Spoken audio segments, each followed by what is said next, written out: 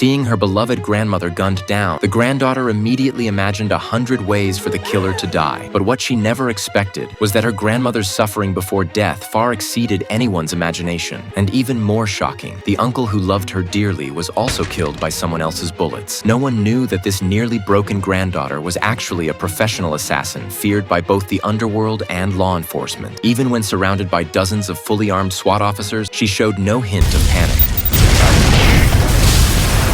However, seeing the agonized expression on her uncle's face, Rachel could no longer contain her rage. She was determined to make the killer pay the most excruciating price in her own way. Rachel then took out a high-precision heavy sniper rifle, secretly positioning it in the building next to the officer handling her case, and threatened him to reveal the killer's exact location. Unbeknownst to her, the officer had already been bribed by the killer, a notorious drug lord. Worse, these drug traffickers were the same people who had killed Helen's parents 10 years ago. So the officer claimed that by law, he could not disclose the killer's personal information. Because if you don't give her exactly what she wants, she's gonna redecorate your whole office. Facing Rachel's deadly threat, the officer only smiled smugly. The bulletproof glass in his office might not even be pierced by a 57mm armor-piercing round.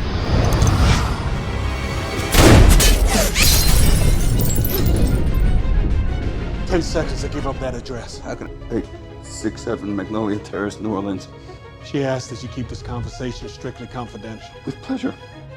Once Rachel learned the killer's location, she stormed to her arsenal with fierce determination. She grabbed the heavy weapons she had long prepared, and her 6-year trained attack dogs fed on raw meat, ready for a head-on life-or-death showdown with the drug traffickers. Meanwhile, the traffickers had no idea that death was silently closing in.